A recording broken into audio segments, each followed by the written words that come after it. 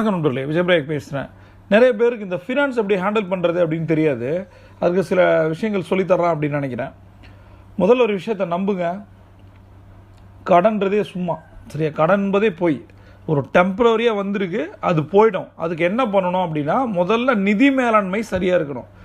2 விதமான மேனேஜ்மெண்ட் தான் உங்கள் வாழ்க்கையை மாற்றும். ஒன்று பீப்புள் மேனேஜ்மெண்ட், மனிதர்களை கையாளும் கலை, மனிதர்களை கையாளும் திறன். 2வது விஷயம், நிதியை எப்படி கையாளுறீங்க. நிதியை சரியாக கையாள தெரியல அப்படின்னா மனிதர்களையும் கையாள தெரியாது, சரியா? சில பேர் மனிதர்களை செம்மையாக ஹேண்டில் பண்ணுவாங்க, பட் அவங்களுக்கு இந்த ஃபினான்ஸ் ஹேண்டில் பண்ண தெரியாது. சில பேர் ஃபினான்ஸை செம்மையாக ஹேண்டில் பண்ணுவாங்க, பீப்புளை எப்படி ஹேண்டில் பண்ணுறது தெரியாது. இது ரெண்டுமே 50% இருந்துச்சுன்னா, 50-50 இருந்துச்சுன்னா வாழ்க்கையில் ஜெயிச்சிடலாம். இன்றைக்கி நம்ம என்ன பார்க்க போகிறோம் அப்படின்னா, முதல் விஷயம், உங்களுடைய முழு வருமானம் தெரியுமா உங்களுக்கு? உங்களுடைய ஃபுல் இன்கம் உங்களுக்கு தெரியுமா? முழு இன்கம்னா என்ன? இப்போ நீங்கள் ஒரு சேலரி வாங்குறீங்க அப்படின்னா பிடிப்புகள் எவ்வளவு, அது நிறைய பேருக்கு தெரியாது. பிடிப்பு போக எவ்வளோ வருது, முதல்ல ஏன் எவ்வளோ டேக்ஸ் எடுக்கிறாங்க, டேக்ஸ் எவ்வளோன்னே தெரியாது நிறைய பேருக்கு. 10 வருஷமாக இருப்பாங்க, ஆனால் எவ்வளோ டேக்ஸ் எடுக்கிறாங்கன்னு தெரியாது. கம்பெனி எதுக்காக பிடிக்குதுன்னு தெரியாது, எதுவுமே தெரியாது. வாழ்க்கையாக ஓட்டுவாங்க, ஏதோ வேலை செய்வாங்க, சம்பளம்னு ஒன்று வரும், அதை வச்சு ஓட்டுவாங்க. இப்போ இந்த இடத்துல சொல்கிற முதல் பாயிண்ட் என்ன அப்படின்னா, முதல்ல உங்களோட இன்கம் ஃபுல்லாக நீங்கள் தெரியணும். No your full income, first point.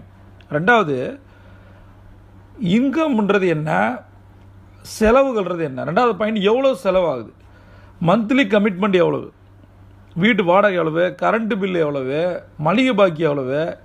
அடுத்த விஷயம், முதல் விஷயம் எவ்வளோ வருமானம், எவ்வளோ செலவு. இது மாத செலவை வார செலவை மாற்றணும். அப்புறம் டெய்லி செலவு. இதை யார் ஒருத்தர் பார்க்க தெரிஞ்சுக்கிட்டாங்களோ கண்டிப்பாக அவங்க கடன்காரங்க ஆக மாட்டாங்க. கடன்காரத்துக்கு ஆகிறதுக்கு மிக முக்கியமான காரணம் நிதியை மேலாண்மை பண்ணுறது. அடுத்தது, இந்த இடத்துல 3வது விஷயம், சேவிங்ஸ் எவ்வளவு. சேவ் பண்ணிங்க அப்படின்னா பணக்காரனா வாழ்க்கையில் ஆகவே முடியாது, ஆனால் முதலீடு பண்ணிங்கன்னா ஆக முடியும். அப்போ சேவிங்ஸ்லேருந்து இன்வெஸ்ட்மெண்ட் போகிறது எப்படின்றத நம்ம அடுத்து வர்ற வீடியோக்களில் பார்க்கலாம்.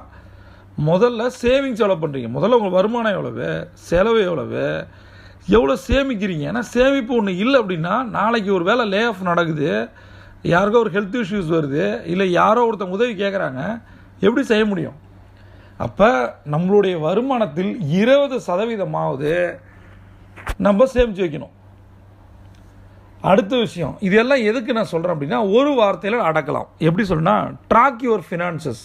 நிதியை ட்ராக் பண்ணுங்கள், மானிட்டர் பண்ணுங்கள்.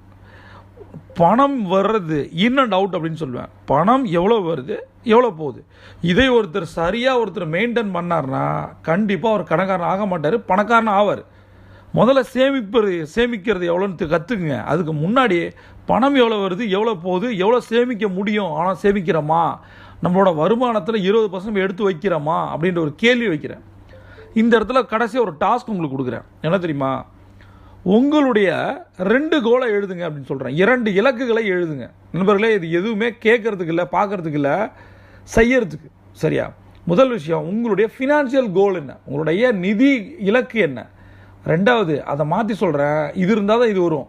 உங்களோட லைஃப் ஸ்டைல் கோல் என்ன, வாழ்க்கையில் எப்படி வாழணும்னு நினைக்கிறீங்க. வாழ்க்கை ஒரு தடவை தானே, வாழ்க்கை ஃபுல்லாக கடனை வாங்கி கஷ்டப்பட்டு ஓட்டணுமா, இல்லை லைஃப்பை என்ஜாய் பண்ணணுமா மில்லியனர்ஸ் மாதிரி. அதற்கு லைஃப் ஸ்டைல் கோல் என்ன, இது 2 நீங்கள் எழுதணும். முதல் கோல் என்ன, நிதி இலக்கு என்ன. 2வது, உங்களுடைய லைஃப் ஸ்டைல் கோல் என்ன, எப்படிலாம் இருக்கணும்னு நினைக்கிறீங்க, என்ன மாதிரி ஒரு லக்ஸுரி கார் வாங்கணும்னு நினைக்கிறீங்க, என்ன மாதிரி ஃபாரின் வெக்கேஷன்ஸ் போகணும்னு நினைக்கிறீங்க. இது எல்லாமே நீங்கள் எழுதணும். ஏதாவது டவுட் இருந்தால் கேளுங்க, நான் சொல்லித்தரேன். See you on top.